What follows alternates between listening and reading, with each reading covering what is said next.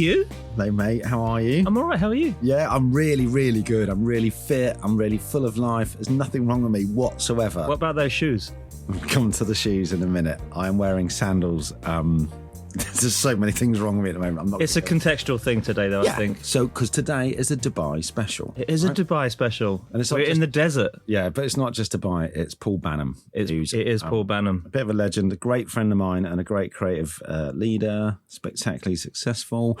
We will always wanted Paul on, but then just so happens he's on a flying visit back here. So afraid to say we've shunted Phil and Graham. Sorry, Phil and Graham, about that. Paul's taken their slot. So, do you want to go outside and open the chauffeur door for him so he can come in? Just literally just fly in for it. Yeah. Okay. Yeah. Paul Banham. Hello, chaps. Welcome. Hello, mate. Right, I'm gonna have to do a few little run-ups here. Chief Creative Officer of MullenLowe, MENA. Is that you say? MENA. MENA. Oh fuck. Start again. Paul Banham, Chief Creative Officer of MullenLowe, MENA. MENA. Let's say it wrong again. We're leaving it in. We're leaving it in Just now. think That's mean. the way it is. MENA. MENA. MENA. 4-time ranked top 50 global ECD, judge, speaker, tutor, mentor, and general good egg. Welcome to Behind the Bill. Yeah, welcome. Pleasure to be here, chaps. It's been on my list of things to do for a long time, although you've had some amazing guests over your, what were we on now, 68? This is 68. Yeah. 68. Well, last time out was the main guest, wasn't it? It was... Do you know what? You might be 70 because we've recorded 2 since the... Almost as old as you. Yeah. Fucking hell, I like he's this. On, he's on This is point. going to be good today. He's on point. So Paul has travelled 4,000 miles to make it to the Soho studio this morning, which is... Actually, it's nice to be back. I do miss like wearing my hats and my scarves and my jackets, because you literally just have one layer in Dubai all year round. Is it t-shirts, Will? Yeah. Pretty much. Do you judge the day in the number of t-shirts you go through? Is that the thing? It's a 3 t-shirt day today, It's just, or is it a 2? like, you miss sort of putting on your sort of London look. You just can't do it in Dubai. It's, just, Right, okay. it's too hot all year round. Well, I've done quite a bit of work in Florida, and the humidity down there, and so you would just loads of work with Disney. So you park in their car park, and you walk through the car park to get to their office, and every car's got shirts hung up in the back of the car. Oh, no, I because see, they know yeah. when they're going outside, they're like, well, I'm going to change my shirt. You basically spend 4 months in air conditioning, from air conditioning cab to flat to office, and the gaps in between are minimised as much as possible, because it is when it's 45, 46, 47, you want to stay out of it as much as possible. You don't pop out for a coffee and just enjoy the sun. It's not like that. Enjoy the sun. From sort of June through till about late September, it's just stay inside. It's evening golf rather than daytime golf. Well, even then, it's 30 in the evenings. So what's it? What's it daytime? Is it pretty... Daytime, it pushes 50 in the hot bit. Fuck yeah. No, I know, it's crazy, but now it's beautiful. Like for sort of this time of year, it's like 23, 24. Just lovely, beautiful blue skies. Okay, well, we're going to follow up a few of those. Enough about the weather. A few more numbers, a few Banham facts. Banham facts. Banham facts. We've got this new feature where we just try and sum up people into their little bag of facts. Okay. But we've sort of done a load of good things already, but I'm going to do another one. 9 Lions and over 50 Cannes shortlists. It's pretty good. A 20-year career, you've amassed over 500 accolades and awards, both here in the UK and around the world. I was looking, it wasn't just MENA. No. MENA. Oh, fuck. MENA. It's all round. And more than 100 million people have watched your work on YouTube, which is staggering. Probably beats me and you, doesn't it? What have we got last? I've got on Behind the Billboard. My family have got a channel on YouTube, and I think we've got 47 views. Have you? Yeah. Is it all from within the family? Yeah. I think if you put those sandals on, you're going to get a few more. Get the sandals on. So, I mean, you're just back for a little flying visit, but everything's. So, tell us what you're doing at the moment. In Dubai, what you're up to? You're the Chief Creative Officer of of MullenLowe MENA. Yeah. Sort of, I spent, to give you the backstory, I sort of, what's the quick version? Sort of, many years ago, I wanted to work at places like sort of Wolf Olins or Johnson Banks or Lippy Pierce or The Chase, The Attic, Tomato. I wanted to be like a really sort of high-end top designer. But around about 95, 96, I met a copywriter, and he persuaded me to give up the day job and come and freelance in London. So we freelanced around London for a couple of years, so sort of, everywhere that the sort of Saatchis and the TBWAs, and then the WCRSs, which ultimately, sort of silly enough, they gave us a job because we'd done a few microsites, we'd done a couple of websites, we'd done some CD-ROMs, so we were like, CD-ROMs, they know digital, and Digital then back then we got in to do sort of the digital banners, GIF banners, not even Flash at this point, but GIF banners for BMW and Camelot and Land Rover and stuff like this, when they were like 10K banners or 12K banners. So I always found that a fascinating challenge of trying to squash, your pixels into this banner at the right size. And some logos you couldn't even fit. And you'd like, maybe we're going to have to simplify that, but they're not going to allow us to do that. How do we fit this into this space? Anyway. Feels a lot like billboards as well. A little bit, yeah. Sort of the reductive process. And then post that sort of ended up just sort of specializing in digital, mainly because no one else was doing it and we knew a little bit about it, and then eventually knew a bit more about it. And from there, I guess that time, in terms of bringing it back to outdoor, the digitization of paper to pixel was starting to really be prevalent. So if you go things like the underground, all being digitized on escalators and then the cross tracks. I remember it vividly because I always used to be sort of slightly envious. I mean, this comes into when we talk about Dubai, but when you'd walk down into an Oxford Circus or a Pimlico or wherever else for that matter, once a month you'd see something that you were just like, wow, envious of the quality of the sort of cross tracks or the 48 sheets. And then when you sort of got to Dubai, which we'll get to in a bit, then there was a bit of a culture shock in terms of the out of home and sort of how that as an industry was. But to track back to my story, sort of beyond, WCRS was we were hired as the first ever digital creative team. So literally, and the second one was Dan Fisher and Mark Nicholson, who I know you've had show. My good mate and your good mate Dan on as well. And then prior to that, sort of went from there to agency.com as a sort of digital executive creative director, and then beyond that to places like JWT, where me and Hugh became good buddies. I always loved this man because out of the 20 at Hugh, by the way, not the 20 odd teams, under sort of Russell Ramsey and myself as sort of the digital expert in apprentices, Hugh was the only one that used to come and knock on my door. It's like, help me with this. Like, how do I do this? Like, with Ray Winston and 44-inch chest and these sorts of things. He was genuinely interested about digital, which a lot of the teams weren't. Yeah, that's why I'm still buying him big. Future thinker. Yeah, he was. No, but also it's a testament to you because you're like just a lovable character. I've always got time for you, but I love the way you think, and it's never, you're media neutral, you're great like that. But then because you understand the whole process, as you've just outlined all the places you've worked, so you've got that lovely aura around you. We can talk in the same language. And then when it gets a bit complicated, you often say, you don't need to worry about that, right? Yeah. I also love the fact that you haven't changed in 20 years, Hugh. Because no, he really hasn't. Hey Dan, how does this work? Ask him now. But it's that thing you kind of go, which is good. That's creativity. But there's also a point after which you used to go, honestly, just stay in this bit rather than down here, and because otherwise that's just wasting your time, which I always find really interesting about our business, that you're useful to a certain bit and then go and give it to the craftsmen or people who do that other bit, And I thought that was really, so I loved our time together. No, it was very good. So should tell us about, so we have this feature, obviously, billboard at the end of your street. So this is obviously going to be the most unusual street. I hope it's the biggest billboard we've ever seen, because we're talking about Dubai. And this sort of links into what I was saying, sort of coming from doing, digital billboards, GIF banners, flash banners, and then rich media, superstitials, overlays. All of this very well. That was kind of my thing, and I did a few posters along the way and a few 48 sheets along the way, or probably more things like cross tracks when the trains would cut out the poster and then start them again, and all this sort of stuff that I loved.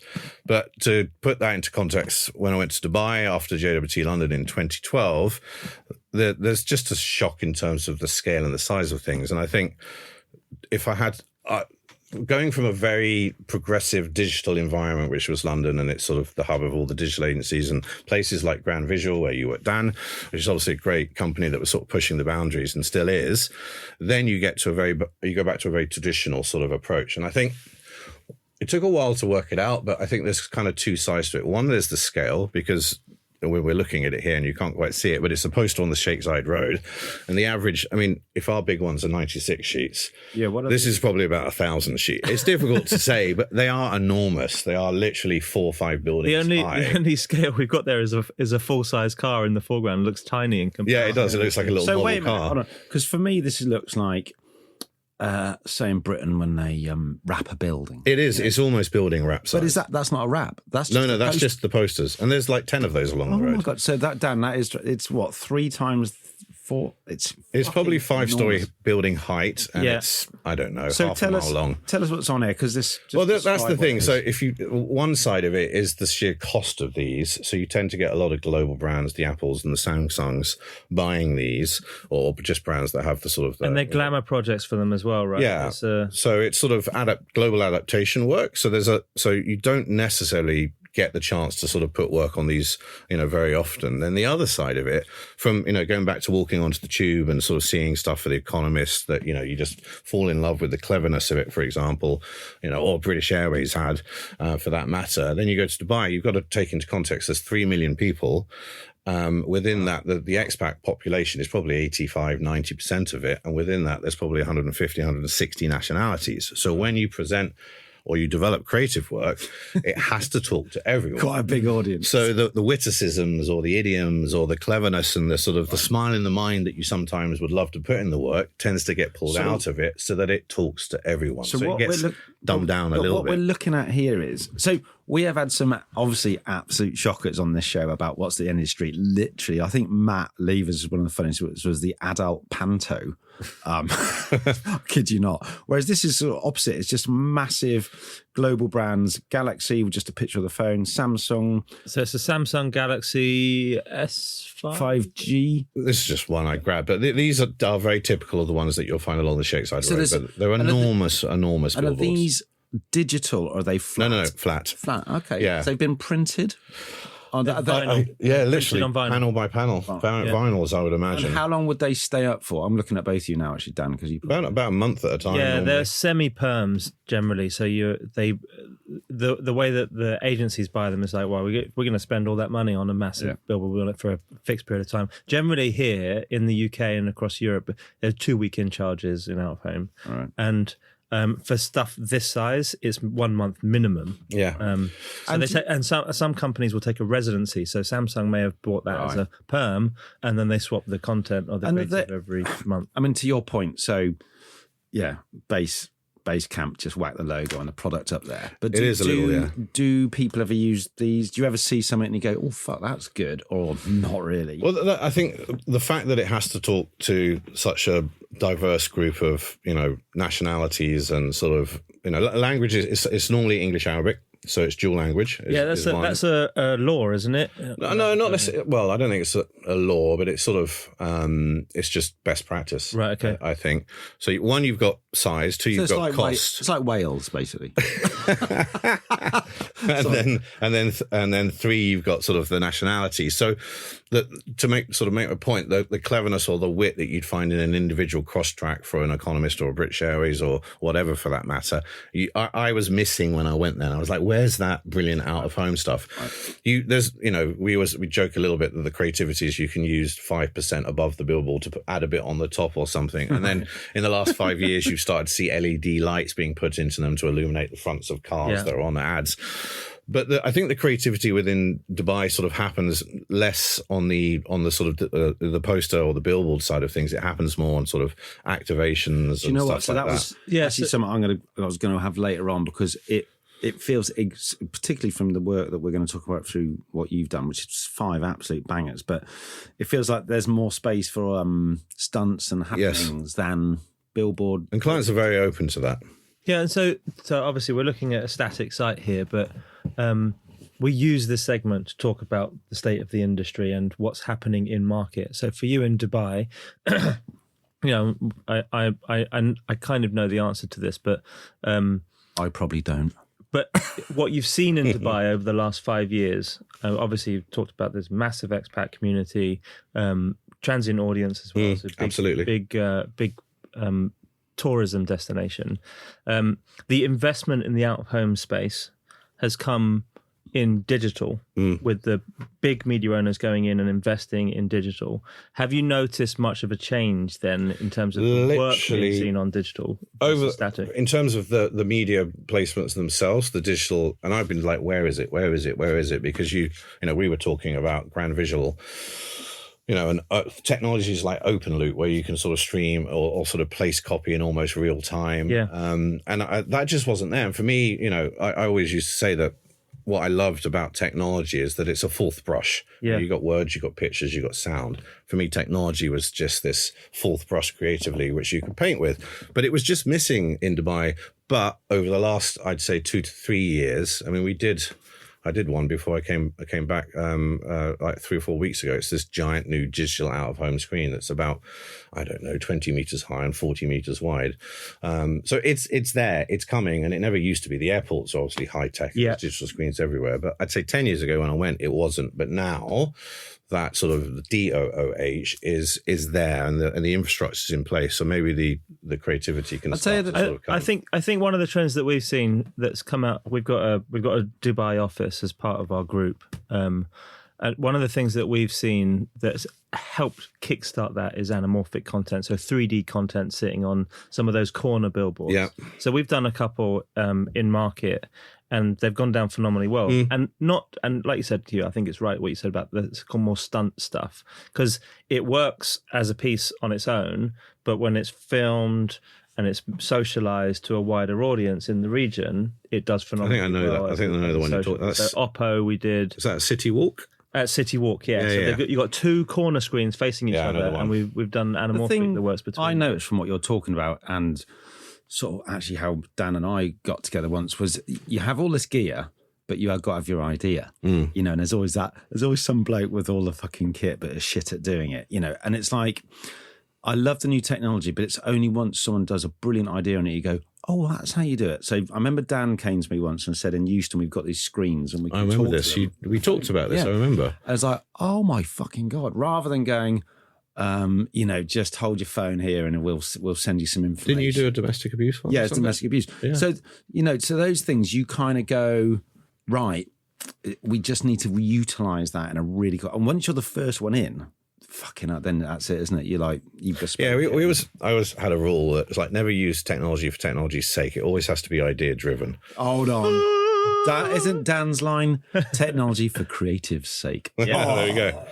Unless it's a first. If it's a first, it's the first time it's ever been used, you can bend the rules. But yeah. While we're still just talking generally about Dubai, obviously the standard of work, we just talked there about traditional billboards and happenings, but I wanted to just bring this up because we did a Cannes special a couple of years back. We were down there, and this one, which is a water-filled billboard in Dubai, the swimmable billboard. Yeah. Did you see this? Yeah, no, of course. Was it? This is heralded? Havas. Yes. No, very much so. And I think, this is where there's room to play. And I think, when we talk about the work that sort of I've done, it's in a similar vein. Right. I sort of moaned a little bit about the out of home in Dubai, although it's now changed dramatically and it's getting really good. Whereas the plus side when I moved from London to Dubai was if you put a really great idea on paper in front of a client, and I've had it 4 or 5 times now, they literally just go, we'll make this. And then you don't have to put it through 6 months of research. I like that. It's just like, let's go. And they want it tomorrow. That's and some great. of the stuff, you'll be blown away by the timelines that we had on some of the stuff we're going to talk about. So this was a fantastic piece. And was this, I think this was the first Grand Prix win for the region. Second, yeah, it was the second. Has it been good for creativity in the region to have something like this as a kind of? No, absolutely. I think there's a lot of. It's not got the scale of London, and it's not like there's you can't name 50 great shops, but there's probably a dozen, maybe 20. But the quality of sort of CCOs and ECTs that are running sort of the BBOs or the Leo Burnett's or the MullenLowe's or the McCanns, the FP7 McCanns, for example, they're world class creatives in their own right, and they've all got a long list of awards, and it's very competitive now. So it's good. I mean, great. I remember, I don't know how long ago it was.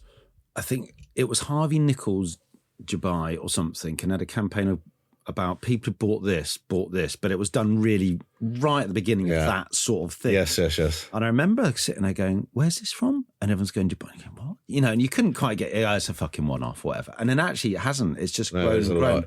We can talk about your work and the amount of, I just think stuff like this is good for, so on the brand side, when brands in market see this stuff because they follow the marketing press. They see that this wins at Cannes. They go, it inspires them to push the agencies and to say yes to something they would have previously said no to. I've got an idea for the both of you. You've done your Cannes sort of podcast on the seafront, wherever it was. I remember I was meant to come and meet you, but we didn't catch up, did we? But you should do one at Links, which is coming up in March. True. Which is the sister show to Cannes within the region. Right. Okay. Well, there you go. There's an idea for you. There's the invite. And then you'll heard it here sound. first. I mean, I think just the last thing on this was what was clever about this was it was a beautiful piece of work. I mean, it's stunningly beautiful, but it touched all of the categories, didn't it? Because it could be a billboard, it could be interactive, it's sort of promotional. It was experiential. And it was very clever like that, wasn't it? Which again... 360 campaign. Yeah, in a way, counter. Yeah, actually, it led to press, didn't it? Which was a nice touch. Yeah.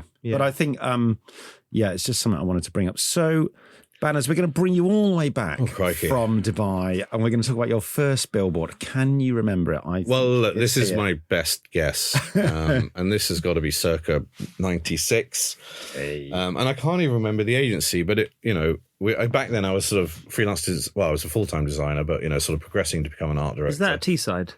Yeah, it's a mock-up of a Teesside. Do you know what? It's the first. I think it's the first billboard on a bus that no one else has brought in their first billboard and it being on a bus. I'm very pleased. But I was, at the time I was proud of that. I don't hate it now, so I suppose that's not a bad thing. I tell you what, mate, it's pretty good. So it's for the Regent's Park Flower Show, and there's a lovely picture of some sunflowers, and there's a little buzzy bee, and in the brackets it says "Visitors welcome" from 25th of July. So the bee is looking like it's being a visitor. Obviously, very well explained there, Hugh.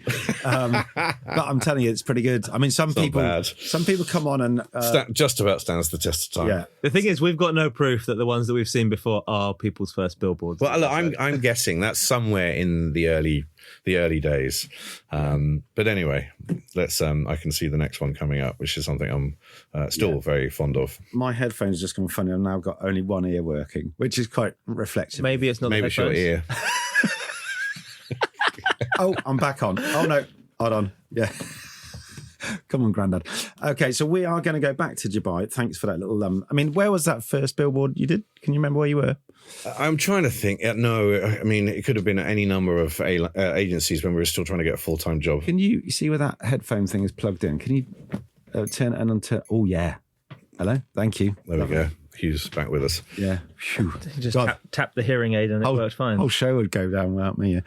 Right, the work. So we do have these 5 bangers here, and actually, I think we're going to jump straight in. We were going to talk about your career before, but I think we've done a bit of that, haven't we? The first one is is for something called Smart Life Foundation, and I'm going to say this wrong. Sapna. No, that's right. Okay, and that's Dream in Indian. So I'll just do a little bit brief run up. This is a lovely campaign. It's very sweet. It's very beautiful. And it was I have watched all your work. Thank you. And it was for the workers is it UAE? In Dubai, in the UAE, the labourers. And they... the ones that built the Dubai that you see today.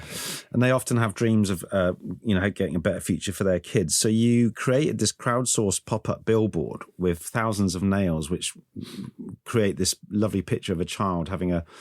graduation hat. So tell us how this came about. Was this your first gig in? It was one of the very first ones. There's a big proactive mentality, and we're always trying to sort of, we sometimes come up with ideas and then we find the clients, or vice versa. Yeah. But what was really interesting about this, and I think this is a lesson generally for any sort of budding younger teams, is that the original brief was, the labourers, they spend pretty much 6-7 days a week working. They sometimes spend years working before they go back to see their families. All the money they get, they tend to send to their families. And the brief was like, what can we do to make their lives better? And they're working outside in hot temperatures. It's manual labor, very, very hard jobs. And we were thought, like, okay, they love cricket. Maybe we'll build them a cricket pitch, or their buses could use air conditioning, which would make their lives better. So we had all of these ideas, and then we were like, let's just go and talk to them first. So we went and interviewed some of the labourers from the labour camps, and unanimously they were like, we don't want anything for us. The only thing we want is for our kids to have a better life, a better chance, a better education. And that changed our thinking like 180 degrees. It changed the brief, and at that point we were like, okay, fine, maybe it's one of those very simple ideas. It's like maybe we can get people to do a little labor on behalf of the laborers. And then it was like, maybe they can build a brick wall. And I was like, well, that's not going to look that great. I was like, well, what else do they do? I was like, they've got to be banging nails all day. And then I was like, okay, nails. What about sort of a nail mosaic? And I Googled that, couldn't find anything. So I was like, okay, that's quite cool. And then I was like, so what's the image? And I was like, maybe it's just a kid being given a graduation hat. And then sort of we did the dot matrix of about 17,000, 18,000 nails, printed that out, literally put it on a billboard just on JBR, which is down by the beachfront, sort of in the marina. So public space. Lots of people. And people just could buy a nail for $3. So 17,000, 18,000 nails times $3, do the maths. And what was beautiful about it, if you go back to the expat community in Dubai, you've got every nationality you can think of. People just came up and they were like, what's this? Like sort of inquisitive or intrigued by it. It's like, you can buy a nail and you can put it in. So we had everybody from, sort of Asians to Indians to English to sort of Africans, to you name it. So, even like sort of authorities, policemen came up and did it, from Dubai as well. So it was just this wonderful thing where over 7 days, 17, 18,000 nails created this sort of crowdsourced piece of art that literally became a kid being handed a graduation cap. And then all that money went into a pot which funded about 30 labourers' kids to go through a sort of proper, high-end education, so that they went back to the original brief and insight of give our kids a better chance. That's great. I mean, what happened to the artwork afterwards? Has it gone? Do you know? I don't know. I think it was stored at some point, but now that you say it, I honestly couldn't tell you where it is. It's probably... Hopefully it's up somewhere in the... Oh no, hold on a second. Offices. I've got a feeling it ended up going and being put in... I don't know, Satna's headquarters or something. Right. Sorry, Smart Life's headquarters or something. Or it was going. I think there was talk about putting it in a museum, but I'm not sure it ever reached that far. So it got a very good, obviously, tons of PR, right? Did really great. Yeah, it was sort of, one of those things that naturally got picked up by all the local radio stations and then slowly made its way to the news and the TV. Yeah. What I loved about it was just one of those things that, just from a simple idea, anyone walking past it was like, what's this? It was like, it's the engagement piece, isn't it? It's the when we started the business, Neil coined this phrase, my business partner, attention is important but involvement is critical. Very nice. And so the involvement is critical piece is spot on. Exactly this. It's that's like, absolutely actually you got the message across to those with the 17,000 nails, 17,000 people, $3 each went a long way to helping loads of kids' education. But those 17,000 people would tell another 17,000 people and another 17,000 people, and the message gets out there from I wanted it to be beautiful, and that's why we moved away from sort of bricks or other sort of devices. And I was like, nails are small; they can become a pixel. It's also doing something, isn't it? It's like just a little bit of labour. There was remembering that you do something. Yeah, you took the hammer and you could put one nail in. I mean, I like it for many reasons, but it sort of. It's, like you said, you're talking to so many nationalities in that place. Like, it couldn't be simpler. Like, nail, you got to bang it in. Why? Because of X. And I suppose, I think this goes throughout your work. It's like, particularly if you want to win at Cannes or be quick and get people, like, say, involved. Yeah. In a way, it also cost us absolutely nothing. Nothing, yeah. It was so cheap. 17,000 nails and a bit of bull. Yeah. Literally. Yeah. Amazing. It's sort of like, but it kind of, I suppose it accentuates what we do in our business, which is trying to, boil stuff down. Great idea. Keep it simple. Keep it cheap. Remove the barriers from actually achieving the work. You did great there. You got 2 Cannes Lions. Must have been very satisfying. And then you sort of did it virtually, not the same, but you had another great success quite soon after with Sony. So this was called the world's first underwater store. Or for the world's first waterproof phone. I know there's a very good story about this because you were telling me upstairs. Yeah. Do you want to just... so when was this? This was 2019, I think Sapna was within probably the first 20... I came 2012. I went to Dubai in 2012, September. So this was probably early... Sapna was probably early 2013. This was hot on the heels after that. And I think we were...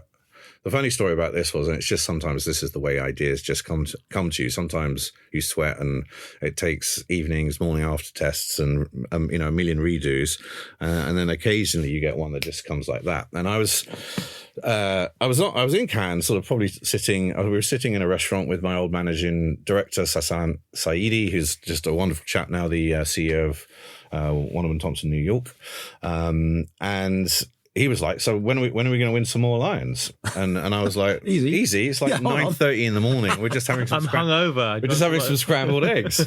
But then, cockily, I was like, all right, then fine. Give me a brief. What's up? What have we got coming? What do you know that's good? And he just goes, well, I know there's a good brief coming from Sony. I was like, what's it for? And he goes, well, I think it's for the Xperia Z3 and it's for the world, and it's for it's a waterproof phone. And I said, waterproof or water resistant? And he said, no, waterproof. And at this point, there weren't any waterproof phones out there. Right. We are literally sitting, staring at the sea. I was like, all right, give me 5 minutes. And I was just looking at the sea, and I was like, waterproof phone, staring at the sea. I was like, where do you normally buy phones? In stores, in malls. We should put our store under the sea. And I literally, it was a 5-minute thing. I was like, there's the idea. So we went back from Cannes, built giant maquettes and did these beautiful visualization of storyboards, took it to Sony, and it was one of those moments where the client saw it. And to be honest, the boards and the presentation was world class. And he just went, we'll make this. And then the original brief behind it as well, ironically, was that they wanted, going back to sort of, billboards and alike, they wanted to run, the original brief for it is let's run sort of 70, 80, 90 out-of-home billboards in Saudi Arabia. And I said to him, well, you can do that, but then you're only ever going to, people in Saudi are the only ones that are ever going to know about this phone unless you're spending the equivalent money in other countries all around the world, which maybe they would have been. But I said, why don't you take that media money, which was about $700,000-800,000 or something, and build one billboard that the whole world is going to want to see. And that was the sell. And he said, we'll make this. So then what I loved about it was it took our entire agency completely out of its comfort zone, because we had to work with sort of yacht builders. We had naval divers doing stuff. We had, under people doing sort of current speed tests and all sorts of stuff that we knew absolutely nothing about. We had a yacht builder, that sort of create this thing, which took 4 or 5 months to build, and then giant ships to ship it out to the world islands, which I don't know if you know, out in Dubai. And it was on, I think at the time it was Lebanon Island, I think it was called, but it was about 4.5, 5 meters of depth just off the island, where you could bring the guests out. And we invited 50 influencers.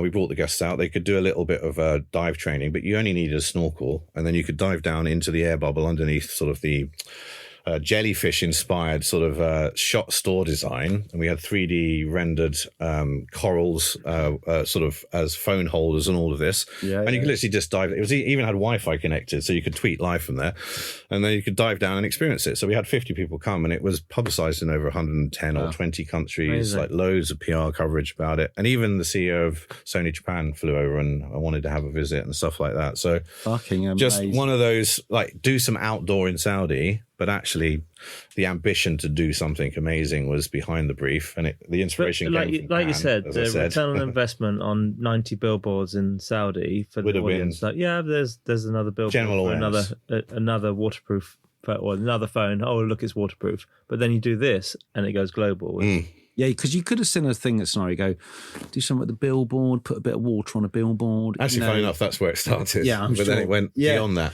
But you then go, this is what it feels like for Dubai, like we talked about at the top of the show, which is that there's this desire, fearlessness almost. Yeah, and also because I imagine there is a fair bit of money swashing around, and you go, well, fuck, like you say, when they just go, let's do this. It's sort of like, it must be like a really nice feeling. Well, the other side of it is that you've got to remember that even back then, you've got Apple and Samsung, who are the giants of the game, and then you've got Sony, who's just sort of like trying to keep up in third place. So they had to be bold. They had to be brave. They have to do something better.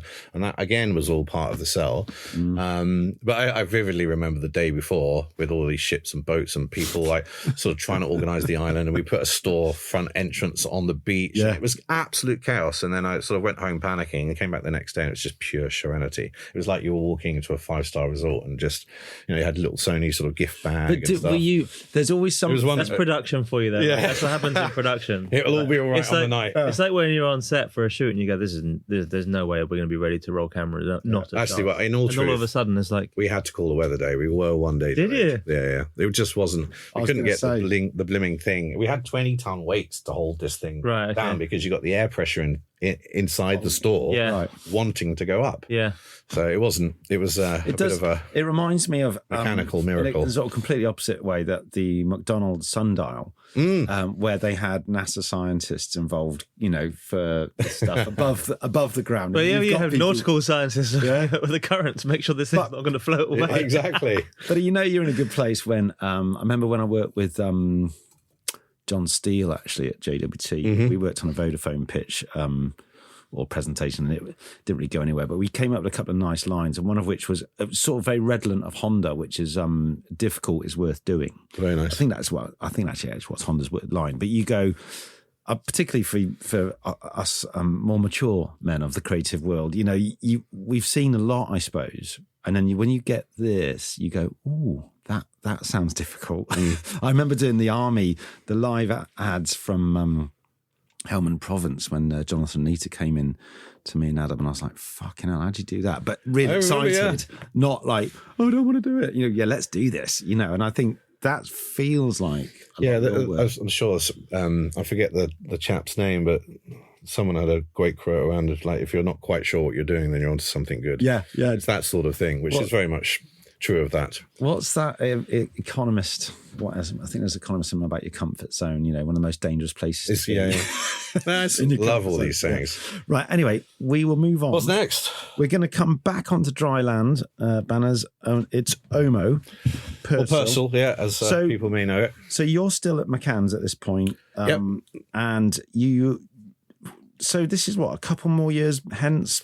Yeah, around about that. I think what was interesting about this brief was obviously you've got the fantastic platform of Dirt is Good, which is sort of the antithesis of every other, sort of soap detergent brand out there. They're really trying to do something. Lean into it. Yeah, absolutely, which is fantastic. But the piece of work that I'd seen that was done globally in some country, and I forget which one, before this was absolute genius. And I was like, Christ, that's what has just been done for this. We need to do something really good. And it was the one where it's almost like a strategist or planner's sort of insight that they found out that sort of prison inmates spend sort of let more time outside than I think that was today. London, or London was involved. Maybe. It was part of the network. I probably should have known that if it's Mullen. So, that's all right. We can cut this bit out. But it was, I think, just such a beautiful campaign where they went and interviewed these prison inmates and told them that kids spend less time playing outside than prison inmates do, who get 1 hour outside a day, and they were just like flabbergasted that that's a fact and a truth. So that was there, and I knew about it, and I was like, what are we going to do? And it was sort of just one of those simple things again, where it's like, well, they focused on the 1 hour. Why don't we just focus on the length of time that these kids are literally watching screens or playing on their, iPads or generally being idle? So we worked out all the facts and got all the figures, and we just thought, why don't we just live stream it? Like literally just do a 23-hour live stream of a kid doing nothing, and it was designed to provoke and designed to sort of create, to literally get sort of almost negative commentary. And we did. We got some really great comments about some lady said, I'm going to contact the police. This is child abuse. And I was like, perfect, because actually that's the point. That's what's happening in homes. It's literally what's happening in homes. So it was sort of, again, relatively cheap one to do. Simple Infinity Curve Studio, put a sofa in the middle of it and gave a kid an iPad and just said, don't move. And they were quite happy not to move. It's in heaven. Handcuffed to the seat. And then we did take it to a few playgrounds and do some sort of outdoor. I say, ambient. I absolutely love it. I mean, I love all the work, but some of it is just mega outdoor, like an event or a happening or a stunt. But these actually are so cute. Quite cute. There's a sign on a slide, which it's like a piece of outdoor. It says the least slid on slide in history. It's like fucking brilliant. And I like that because I've spent many an hour stood next to some play equipment. Yeah, most of them going up and down the slide, and you know that you're hitting the target audience right there. There's another tired parent. The least played on seesaw in history. And these are all stickers in a playground. Yeah, again, very cost effective, very cheap, just simple sort of tactical placement. But then we did do some sort of, we got some, very clever child psychologists and alike to really come and talk about the difference between game time and play time, and actually the benefits of an active youth, which at our age we all had. We were out in woods making tree houses and jumping off swings and God knows what else. We were active, and I think that was the sort of the bit that created the depth behind the original idea. The dullest ad in the history of Cannes. I saw that. I mean, I love this work. Just going back a beat, someone somewhere should know who wrote "Dirt is Good." Who wrote that line? Oh, crikey! Is it a planner, a creative? Anyone listening to the show, let us know, because that is the line. That's like it's a great you either love it or hate it. It's a line which is still relevant. Well, it's still running now, I imagine. The only thing I think about this, because I love this, it makes me think of Dove. You're talking about Dan Fisher at the top of the show, and the fact that Dove has consistently, pretty much thanks to what Dan's been doing, is hitting it every year.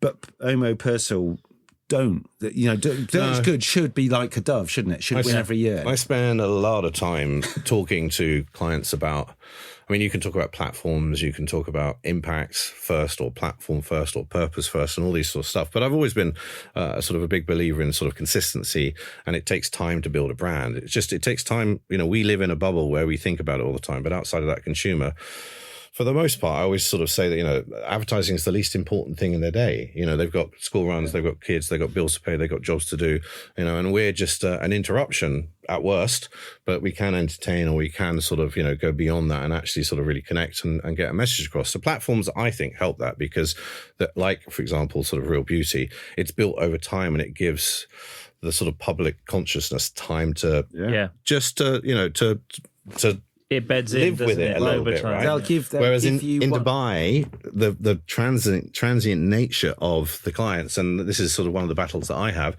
is that you might be working with a CMO for 2 or 3 years, but then normally you're working with a new one. So you've put platforms in place for big brands and trying to keep them. One of the guys I love the most is Raja. I can't pronounce his second name, but the CMO of MasterCard, and he's been there 18 years, and he famously said, the one thing I'm never going to change is our positioning, which is priceless. And that's great, and it's kept that. But there's arguments to and for these sort of things, but I'm personally a believer in consistency and platform-based ideas. Real Beauty and Dirt is Good. Look, what's that? 2 words and 3 words, and as a creative, that's everything you need to know. Exactly. Right. So just one last thing on this. The thing I love about it is that slow TV nature of the longest stream in history. So basically, I remember a campaign for Waitrose with Adam and Eve, where they streamed from the farms that produce the milk and the beehives that produce the honey that provide for Waitrose. I love ideas like that. Sat there on a big screen. Yes. People would stand there waiting for their trains. I remember these actually. Yes, there's a cow in the field. And just people staring at it. And I think that's what you get with this stuff, is like this is a kid playing on an iPad, and people noticed it and commented, and it took the person to say, this is child abuse. It's invoking those feelings of I'm still watching it. I'm still watching it. Yeah, it's clever. So we left McCann's. You go, and I'm going to use these words, obviously in slightly jocular fashion. You crossed town to MullenLowe. So, is there a town in Dubai? Is there actually like Soho or Shoreditch where the agencies are? Or you're all in the same building? No. There's downtown, and then there's sort of the marina. It's more like a long road, basically, with things at either end and in the middle. You've got sort of media cities, and the marina and JBR and downtown and all of these sort of places. There are a few agencies that are downtown, and we're actually in TCOM, or Barsha Heights, as you call it, in MCN, which is the Middle Eastern Communication Network. And within that, you've got people like Jack Moulton, you've got FP7 McCann, you've got Mullenlowe, you've got Weber Shandwick, and etc. Right. So we're within that, and it's very much a family environment of about 10 or PR, digital, data, advertising, marketing, all of that in all one within building. The network. Is it all? Yeah, so we regionally it's MCN, but globally it's IPG. Right. Can I ask I don't know if it's a naive question, because obviously media left the building. There's also 2 media agencies. Two agencies cost, I think. Is the model same in Dubai? Can you walk down a corridor and go, hey, Actually, this? in our building and within MCN and within the 10 or 11 agencies, we often work within triumvirates, or we often sort of pitch as a collective or sort of group of agencies, depending on. So it might be an advertising agency plus the PR plus the media, and we go as one, because literally for the client's point of view, it's great because you can come to our offices and within 4 floors you can find all of us, or within 6 floors you can find all of us. So actually we do work together, not in the sense of before it was split, but it's not quite that perfect, but it's there. We do have sort of leadership groups that oversee certain pieces of business, which link all of the different sort of And assets. when you went from McCann to MullenLowe, was that a wrench? Was it exciting? No. Sometimes, just you get to the point where you feel like you've created a solid team, and you've reinvigorated the reputation, and the work's been great, and the pitch win and success rate has been fantastic. The business has grown. The sort of the numbers have grown, and all of this stuff's there, and you just feel like you need I think I was there for 5.5 years. Else. Yes, I just went up 2 floors. I didn't go that far. But you're the most effective agency in the world at McCann. Yes, right? You won incredible. 2015, 16. Yeah, I mean, and Contagious Pioneers list like most creative agencies on the planet. So yeah, we did really well. But that was a combination of great planning department, great creative teams, great sort of managing directors and CEOs like Tarek McNess and Sasson Saeed at this time. There was a real push towards sort of putting it on, giving it a name that people knew. So then when Mullen came in for you, was it a kind of, we want a bit of that? So did you have to hit the ground running? A little bit, but what I loved about Mullen was that the leadership team with Matt Butterworth, who's our regional managing director, and Munir Hafosh, who's our regional CEO, are both ex-creatives. And I've met? Is that... Sorry? Who's the one I've met? Probably Matt. You've met Matt. Yeah, lovely. You've freelanced with us on a call with Matt. Very nice man.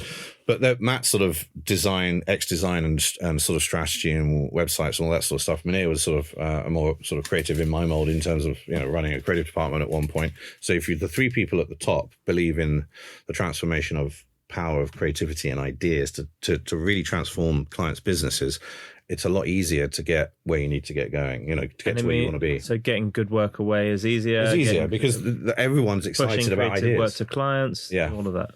So that's great. And then Mullen was again take 2, do it again, and we're in the process of doing that. Tell us about the World's Tallest Donation Box. Well, this is, I vividly remember this was COVID, and I just shut my computer literally. It was about 7 o'clock, and I don't normally shut my computer at 7 o'clock, but it was a Friday. And I closed it and I thought, finally, a weekend, Not that I can go anywhere, but at least I can switch the mind off for a little bit. This was just coming into COVID? Yeah, right at the beginning. Right, okay. And within a minute of me closing my computer, my CEO, Mr. Munir Hafosh, called me and goes, I've got a great brief, but I need an idea by Sunday. And I was like, there goes the weekend. And he told me about sort of the Mohammed bin Rashid's global initiatives, which, they do a lot of sort of charitable sort of, work and philanthropy. You can't say the word philanthropy. Thank you. Tongue twister. Based work. And it was just this great brief. It's like they wanted to sort of, within this, make sure that those that sort of, are unfortunate, can't feed themselves, need food, sort of generally sort of the malnourished of the world, and specifically within the region, they wanted to sort of raise money and donate food to where it was most needed within, COVID, which was obviously sort of a massive thing. So, the brief was as simple as that, but it was like they want an award-winning idea, they want a big idea, and with Dubai's we haven't talked about it, but what's amazing about the place is that they literally want to be number one at everything. So whether it's sort of humanitarian aid, or sort of whether it's fintech, or whether it's sort of space exploration, or whether it's sort of sustainability, where they just hosted COP28, which was one of the campaigns we did. Everything they've got a plan to be number one in. So sort of food aid and donations and all this sort of stuff is also they want to do it better than anyone else. So I was like, and actually it's funny, it linked a bit to Sapna, because I was like, how do I get 1 million meals donated? And how do I get people to pay for that?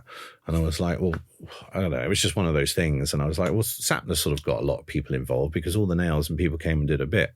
So it was similar thinking in a way. And I was like, well, maybe I could put a message on the biggest billboard there is, which is the Burj Khalifa, which is 826 meters high or whatever it is. And it's enormous, right? And obviously it's one side of it is a full digital screen. And I Googled it. How many lights are on the Burj Khalifa? And it's 1.2 million. I was like, okay, that's spot on, because that's pretty much the brief of 1 million meals. And I was like, well, maybe I could sell each one of those lights for a cost, a bit like the Sapna thing. And I think it was like, again, $3, $4, $5, something like that. And give people, sort of metaphorically, the chance to put a light up the smiles on people's faces that don't have the ability to do it. Yeah. So we sort of threw all this together over the Saturday, although I don't think I was given the brief on the Friday, woke up on Saturday with nothing, sweated a bit on Saturday afternoon, still had nothing, woke up on Sunday and just had this thought. I was like, that's pretty good. Pitched it and the client loved it. And then he was like, I want it now. And then by now, he literally means now. So we went from having the idea over a weekend to producing it within 5.5, 6 weeks. We had to go and talk to the Burj Khalifa and their tech team, which is like this huge room somewhere within one of the floors where they've got all of the back end of the lights and the servers and the computers. And then we had to build a website that had 1.2 million pixels. And you can go to one of those pixels and say, that's my light. I'm going to buy that. Put a payment engine in it. Create all of this, do the advertising, get it out there, do the PR, and then it literally again sold out in about. We're going to do it for a month, and it sold out in about 8-9 days. Can I ask a quick question? So each light, a new light came on, or is it literally in real time. Right. Okay. So great. if you bought a light, at night, then it was all fed. All the data was fed in, and each of those lights came on in real time. So, and you knew that that's my light, or this is my light. Quick question, and Dan, you might know this as well. Was that building created with the ability to project? The LED, no, it's not project. It's not LEDs in the fabric of the building. Yes, so exactly. It comes from within. No. When you look really closely, they're strips, Yeah. But from distance, I mean, they're probably each light's probably about this far apart. Right. But when you look from where you're standing in front of it. The image here, also from the other side of the lake, when you look from that far away, you can create an image. So we've done things for Airbus on there, and for Warner Brothers, for Wonder Woman. How old is that building? Oh, God. I think, when was it? What's it like? Have you been inside? I don't know, 15 years maybe? There's a viewing gallery on the top, isn't there? One of our clients is on about the 127th floor. It sways a bit in the wind. Does it? Yeah, but it's one of those things you have to get 3 lifts to get to the certain point. Yeah. So, no, it's incredible. It's an amazing bit of work. Phenomenal. As you were talking about it, and this is a compliment, not a criticism. It reminds me of a couple of things. I'm going to show my age now, but I remember, I don't know if someone's going to tell me what this was. There was a picture and someone wanted to make money and they sold a pixel of... millionpixels.com or something. Yes. Remember that project. Right back at the beginning, which at the first I was thinking, fucking that's pretty cool. And then in another way, Greenpeace, the boat, when they tried to buy the parts of the boat, so they have that sort of exploded a diagram of the Greenpeace boat, and you could buy a bit to help them. So very nice. I love this idea about, and then honestly, you saying, because I remember this is bonkers because we literally the PR budget behind this was not huge. I don't know, maybe I'm guessing, but $40,000-$50,000, maybe less. But I got, and when you work with a PR company, they put a little thing in the sort of footage that they can track. So every TV station that it goes on in the world, but it was 400 plus TV stations globally. And I've got, watch the case studies, German, Chinese, sort of, you name it. It's pretty much. I do hope you made a Cannes film that said 1 billion trillion impressions. The beauty with this is that, like, literally the news footage, and it's the only time it's ever happened because there was so much of it. I could cut a case study together by news commentary, just people talking about it. Yeah. Which is really nice. I mean, also because it was that moment in time, wasn't it, when everyone was, what we're going to do, sort of thing. I mean, it's a staggering bit, and also absorbing media in that way. So everyone was glued to TVs, everyone was glued to their social media. So while you used the biggest billboard in the world there, most people will have seen that.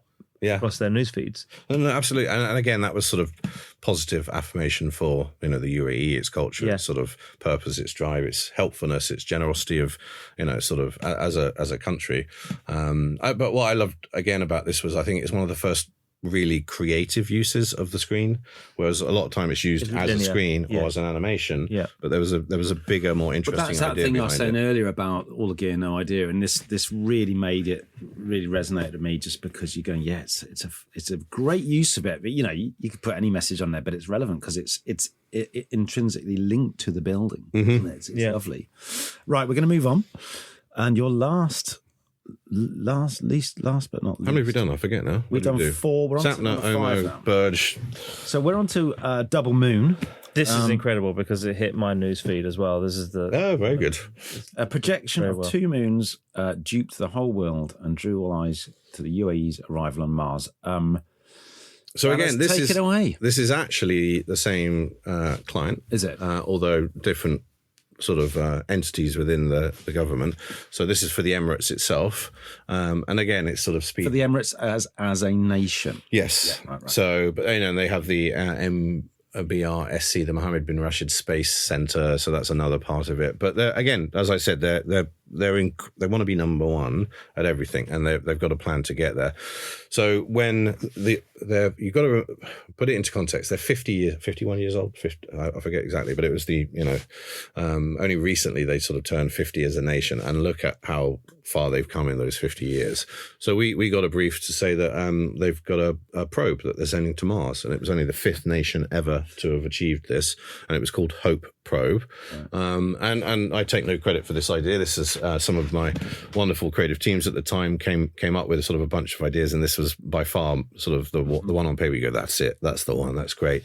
Yeah. And they researched that there's 2 moons on Mars, Phobos and Deimos, I believe, if I got that right and remembered it correctly. And they were like, that's the view that the Mars Hope Probe is going to see. What about if we can give that view to people, to everybody back home in the Emirates, in the UAE or in Dubai? So then we sort of, the guys sort of went and started researching this technology, and we found this company that produces these gauze nets that are huge, but again, they're invisible to the eye, and they're normally above like American football stadiums or something where they project scores or stats or players at the beginning of the games. Well, hollow gauze. Hollow gauze, that's the stuff. Thank you very much. And we were like, if we can get that and find the company to do it, which we did, and persuade them to come over in no time whatsoever. The only time I was like 4 or 5 months to do this sort of thing. No, we need it in 3 weeks. Eventually we twisted their arm, but they came over. We had to find these enormous sort of 90-meter cranes, so 2 of them that you could hang the netting between, and then effectively use 8 projectors to project Phobos and Deimos into the skyline, and then just let people capture it. How did you know where? Sorry to jump in. How did you know where to put it? Well, I mean, our wonderful client sort of was driving all over, got his 4x4 stuck in the, somewhere in the desert in Fujairah or something. I can't remember exactly where, but we were looking at multiple locations, but it ultimately came down to where the cranes could safely be, because we were going to put it on the top of a mountain, but you can't get the crane, mountains as in Dubai mountains, not, just a hilltop basically, but you can't get these cranes weigh thousands, I don't know, hundreds of tons. So it really came down to a safe place to put that. But there was also near a major road so that people could see, like, what's that?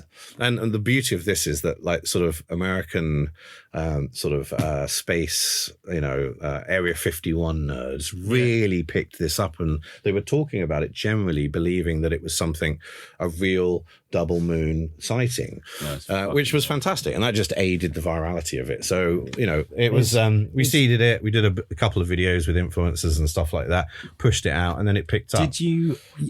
And when everybody was then like, what is this, we then revealed this is the view that the Hope Probe is seeing on the way to Mars, basically. Yes, there's a tease and tease and reveal. Were you in, because there's a Winnebago here and I can see you just eating a bacon sandwich, Banners. Did you go along on that? Actually, the older I've got, the less I've sort of attended these things. I sort of, normally I'm in the midst of something else by the point that it's actually being filmed. Yeah. But this one, no, I didn't. But all my teams were there, and actually it was an overnight shoot, which was maybe why I didn't go. Yeah. Do you know what I remember? And I can't remember whether we talked about this.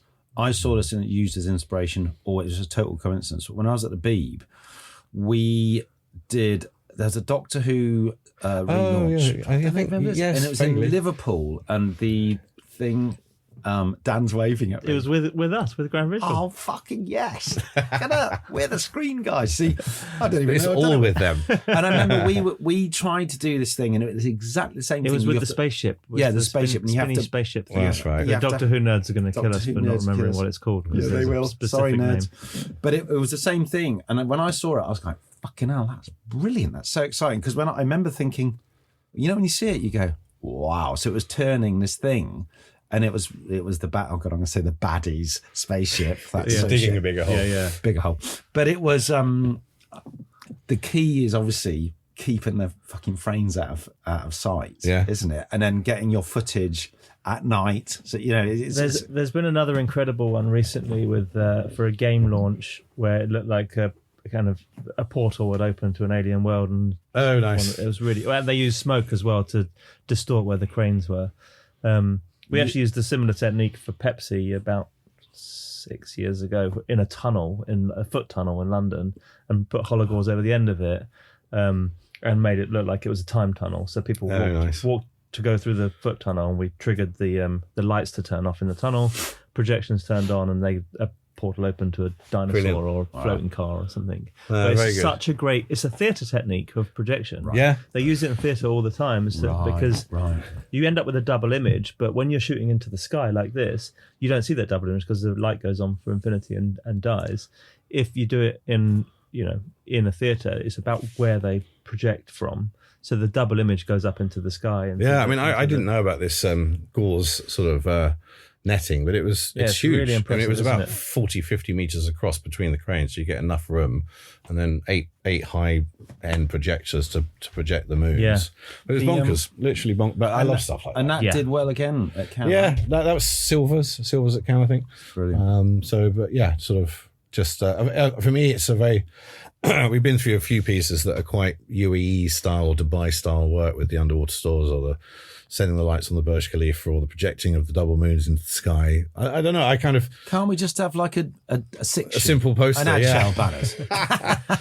Oh, no, but I suppose after having done all this, it is a little bit. I remember whenever I have meetings with people and they go, "Oh, can we do this?" And after the live broadcast from the from Afghanistan, nothing ever worried me or fazed. Yes. What are you worrying about? And I imagine now, if people go, "Not sure if we can do that, mate." You go, "Mate." Well, I always use these as examples just to say that I think if everybody's excited and behind it, then where there's a will, there's a way, because You can get the anything's work working, possible. yeah. But it requires But I everybody have to say to want though, it. coming out of our MENA office are these kind of briefs, and the work that we've talked through today is referenced. The swimmable billboard is referenced, and I think the reason I asked you earlier on about whether that winning a Grand Prix is good for the region creatively is because I've seen it from our side, from our office, people saying, hey, you know what, this is, they're going to do the outdoor campaign anyway on the Triple Crown. As I said to you, Backlight Media investing tons and tons of money into the out-of-home infrastructure, and the beauty products, the Chanels and the big glamour brands are going to go and take those. But there are brands out there wanting to do something out of the ordinary, and it seems to be on every brief that comes to us from our MENA office. It's like, hey, you guys are the creative out of home guys. Can you work with our agencies to really blow this up? And it's great. Which is to great. see that. It's because there was a gap, as I said, and I was a bit taken aback when I first arrived with teams coming in with just sort of press ad concepts, and I was like, we've been pushing the boundaries of sort of online and tech and digital and tracking. You feel like you stepped back in time. I felt like I first stepped got back there, a bit, but not in a bad way. It was just a bit of a shock. But really now, over the last 2-3 years, as you're saying, I think it's hotting up. I think it's gone the other way, and that's it's bonkers to think that it's a 50-year-old country. Yeah. But what's happened in last 10 years, advertising wise, has been what's happened in the last 30 years in in Yes. the UK advertising. No, I mean, the quality that's now, just like the competition between the sort of the 10, 15 big agencies is pretty intense. The quality of the work that's being produced is world class. You just track the number of agencies from Dubai in the top 10 or top 20 lists on One Shows and Cannes and Clio's and New York festivals. They're all there. So it's really we spent a lot of time talking about the Dubai market, but it's the region is bigger than that. Are the big agencies headquartered in Dubai and you servicing? Yeah, and there's the a variety region? of different models at place, but Saudi's sort of again become incredibly progressive, and that's hotting up a lot at the moment. You've got offices where we have sort of places in Beirut, and sort of other likes. Egypt is brilliant for comedy. The humor that they sort of create has always been fantastic. So it's fascinating. Like, you really have.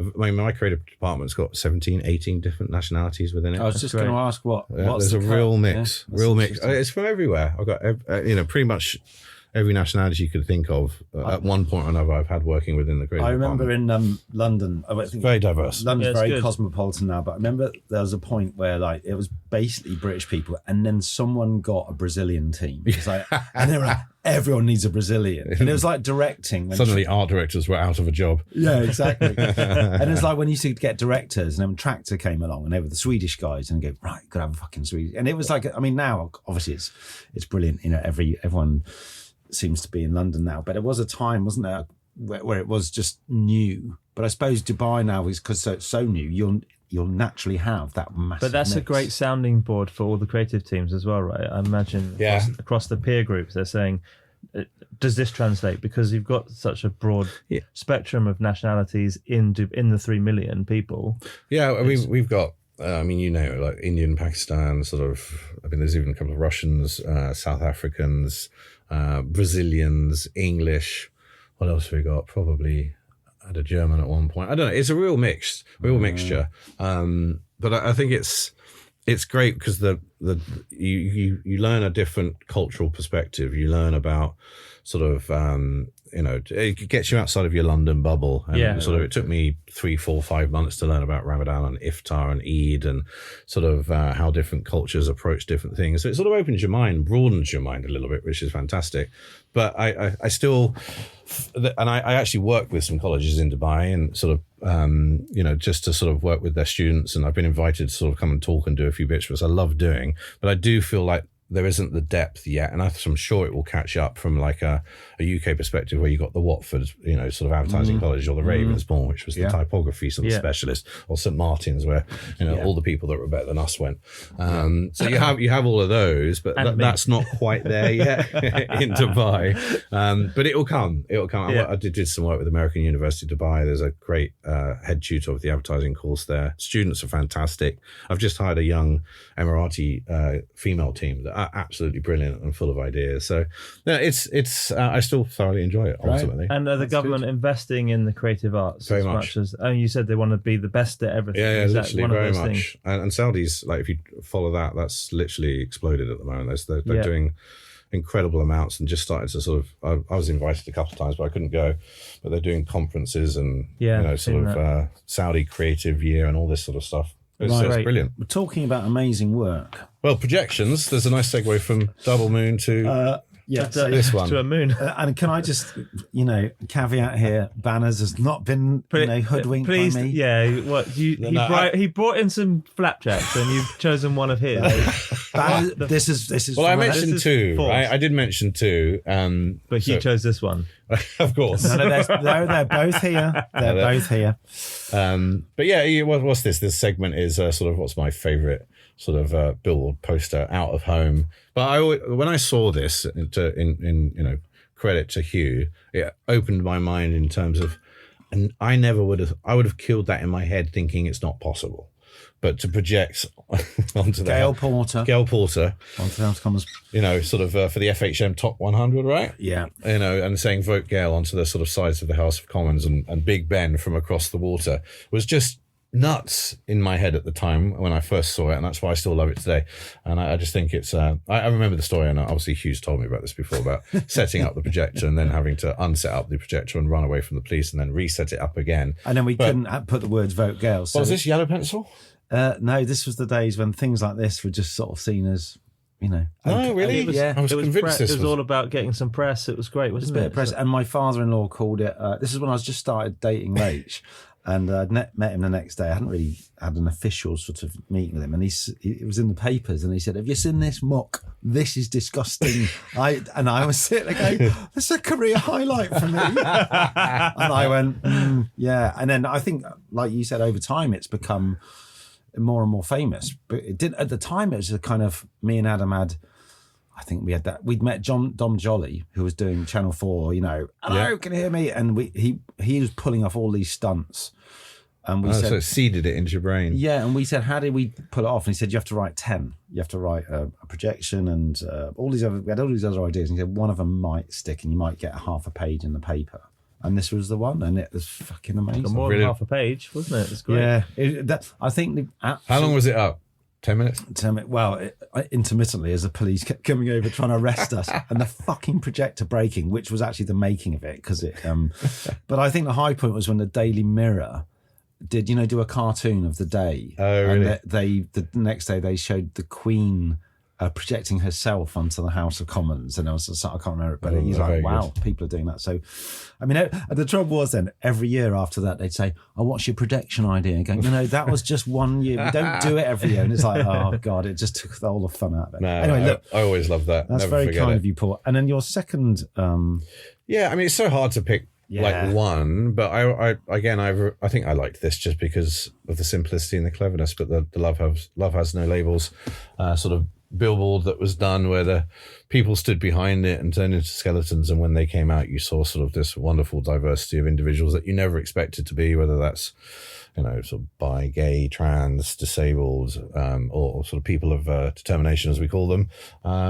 So I think it's just, again, incredibly simple, really beautiful little idea that's very powerful. Very what I like about easy tech. It's very goes straightforward. Back to Dan's point right at the top just about a camera and motion tracking, right? Yeah, attention and engagement. Yes, and actually. What's so clever? I mean, I love this bit of work. I think it's amazing because it's digital, but it's not. It's very human as well. It's human. It's got emotion. It has it's sort of so simple. The narrative. technology is almost hidden here. Yeah. That's why when we always say technology for creative sake, is you've got an idea. The technology is invisible. You don't. It's not a leap to get to it. You don't have to train someone to do it. Just stand there, do this. For our listeners who aren't familiar, we'll post it up. But it's basically a big digital screen, and it shows skeletons kissing or engaging or dancing or doing things together, and then they come out from behind the screen, and it's surprising who the two people are. So, like you said, it was all genders, all types, all people, and the line is "Love has no labels." It was for the New York Ads Council. The Ad Council, yes. Ad Council, for New York Pride. And it was, New York Pride. And it's still fucking... It's still powerful. Great. Still really great. Okay, I think we're just about there. You still haven't eaten a flapjack, to be fair. Okay. But you can be off mic because apparently John... Well, I didn't want to have a mouthful whilst I was we always being ask interviewed by you two chaps. Any tips for teams? Or in general. Well, what about teams who are looking to make a move from London to Dubai? That's a good mix it up a bit. Yeah, you'd be surprised. I do a lot of. I mean, I've recently hired 2 young teams from London who are fantastic and doing great and already getting work. Really good work through and made. But when they start, there's a load of questions, and it's like, can we do this and can we do that? And the stuff that maybe they've read or they've heard, they believe, but actually, Dubai is a very sort of. It's just a wonderful place to live. Like, it's very safe, it's very clean. It's obviously tax free, which is nice.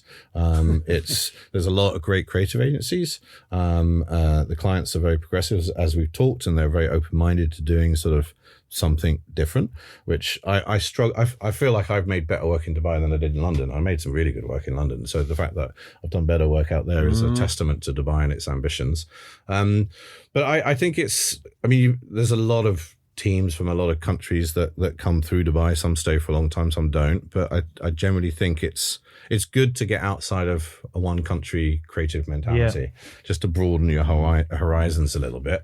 And I think you go back with you become a more rounded, sort of open-minded creative. We had Matt Lever on recently, and he went out to America to Wyden Kennedy, didn't he? And it's quite rare though that creatives from London go away and come back. It's like footballers, we don't seem to travel that much, and it's so much better for you if you do it. You come back, like you say, and your brain's, just that much more open to stuff. I'd worked. Where did I start? I started on the Strand with agency.com. What was before that? Or a Golden Square with WSS, and then Archibald Williams Stratton was Soho NoHo, and then JWT was Knightsbridge Green. And I felt like after 15 years, I was all within 2.5 miles. I know, and I was like, there's nowhere. Where else am I going to work? Where else am I going to go? And I was sort of 38, 39, and I kind of thought, if I don't have an adventure now, then I probably never will. So I interviewed in publicists in Paris and wait a minute, somewhere in Australia. Sorry, you've got to tell us very, very briefly. Russia. Yeah, I was offered the ECD of BBDO. They flew me out there for 4 days, and I thought, I've never been, so I'm going to go just to have a look around anyway. But mum was particularly like, no, you're not going there. And like, you're definitely not going to Australia, because we'll be, when you're asleep, I'll be up, and when, vice versa. For me, that's no problem. I'll just ring you. True. You always call me at those times. Sorry. It was, and then my dad used to travel out to Dubai a lot, and he was just like, trust me, out of all the different countries you've been to or talked to and had interviews in, trust me, Dubai's, I really don't think you'll regret that. And he was right. Right. It's just... I wonder we should end it there with thanks to your dad for you being here today, Mr. Banham. He'll like that when he hears that. Yeah. Hello, Bob Banham. But no, thank you, Paul, for coming on. Yeah, thanks for coming. It means a lot for us to hear all the stories. And it's been fun. I've been wanting to do this for a while. I'm very envious of watching the likes of Dan Fisher and others that we know doing this. Hi, Dan, by the way. Come back again next time, and would love to come back again. We'll go out properly next time. Yeah. No, we'll do it at Links. Yes. You should definitely come and do a Links. That would be fantastic. It's March 6th and 7th. So it might be a bit tight this year. Wow, didn't disappoint, did he? Brilliant. Yeah. I mean, it was brilliant. He did it. I think the thing that Banners did amazingly was name drop me and you. And all the great work that we've done. He's a mate. While talking about his own great work, he's obviously. A pro. He's a pro. That wasn't even scripted either. Yeah. That was just he's worked rooms a lot bigger than this. Yeah.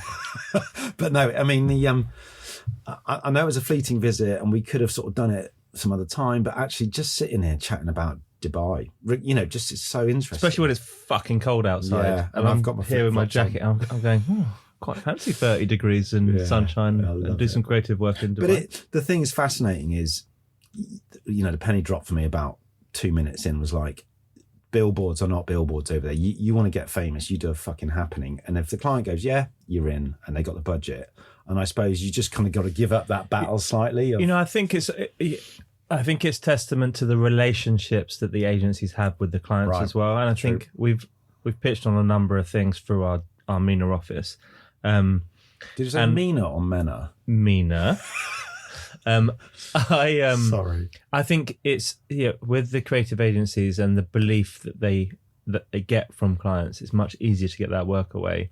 Yeah. I think it's much harder being removed from the client to get that interesting stuff away. So working with the creative agencies out in Dubai is phenomenal for us, and getting that stuff away that we have done in market has been great. I think it sounds like once they're on board, they're like going, make it happen. And if they're not on board, it sounds like, right, just forget it, So at least, it's very cut and dried, which I kind of like about work in a way. Yeah, I like that as well. But no, it's brilliant. Thank you, Banners, for coming on. We'll do it again. Yes, absolutely. Some other time. Thank you to Soho Radio for having us, Adrian and Esmeralda today. And thank you to Talon and to Grand Visual for helping us stay on air. And keep staying on air. Don't forget to follow us on social, and do comment on anything that you see on our socials. We'd love to hear from everyone. We've got a couple of direct messages to read out in next week's episode, so we're going to store some up. So do comment if you see something you like, or if you see something out in the market that you like that you want us to talk about. We're always open. Or any guests you feel like you'd like to have on. We are always asking people of interest, people we like, people's work we respect. So any suggestions most welcome, and we'll put it to our internal panel to see. The X Factor panel. See you next time. See ya.